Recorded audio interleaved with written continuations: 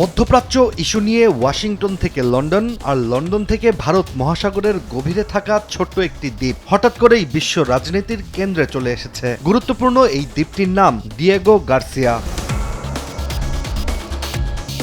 যুক্তরাষ্ট্রের president Donald Trump নিজেই একসময় যুক্তরাজ্যের পক্ষে সমর্থন করা চাগস চুক্তিকে হঠাৎই বড় ভুল হিসেবে আখ্যা দিয়ে লন্ডনকে করেছেন আক্রমণ। আর এর পেছনে রয়েছে ইরানকে ঘিরে যুক্তরাষ্ট্রের সম্ভাব্য সামরিক অভিযানের প্রেক্ষাপট, যা ঘিরেই ডিয়েগো গার্সিয়ার দ্বীপটি হয়ে উঠেছে কৌশল, ক্ষমতা আর রহস্যের প্রতীক।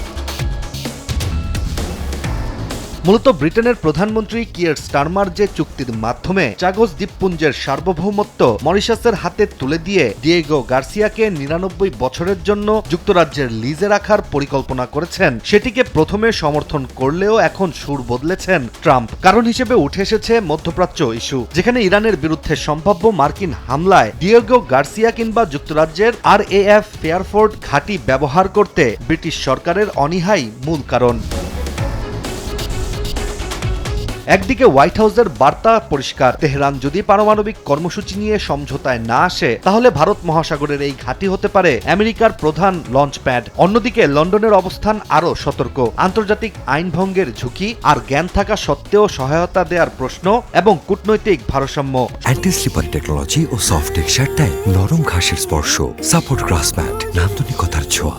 সব মিলিয়ে ব্রিটিশ সরকার যুক্তরাষ্ট্রকে ঘাঁটি ব্যবহার করতে সরাসরি সবুজ সংকেত এখন দিতে রাজি নয়, যার জন্যই মধ্যপ্রাচ্য ইস্যুতে যুক্তরাষ্ট্র ও যুক্তরাজ্য এখন অনেকটাই মুখোমুখি স্থানে অবস্থান করছে।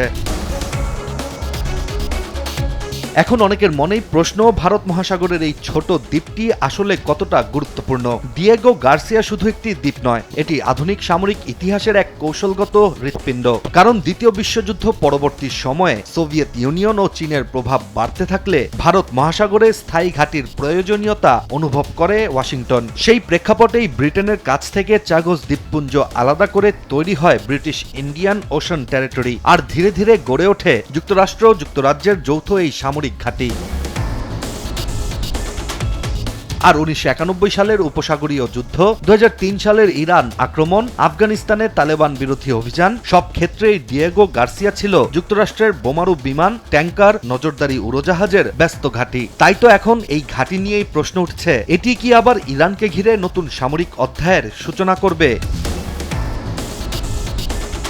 ট্রাম্প নিজের সামাজিক মাধ্যমে স্পষ্ট বার্তা দিয়েছেন, ইরান যদি চুক্তি না করে তাহলে ডিয়েগো গার্সিয়া ব্যবহার করা প্রয়োজন হতে পারে। একই সঙ্গে তিনি ব্রিটেনকে সতর্ক করে জানিয়েছেন ডিয়েগো গার্সিয়া ছেড়ে না দিতে, অর্থাৎ দ্বীপটির সার্বভৌমত্ব মরিশাসের হাতে গেলেও কৌশলগত নিয়ন্ত্রণ যেন পশ্চিমা জোটের হাতছাড়া না হয়, এমনটি চাচ্ছেন ডোনাল্ড ট্রাম্প। এই মুহূর্তে সবচেয়ে বড় প্রশ্ন, লন্ডন কি ওয়াশিংটনের চাপের মুখে অবস্থান বদলাবে, নাকি আন্তর্জাতিক আইন মেনে সতর্ক কূটনৈতিক পথেই হাঁটবে?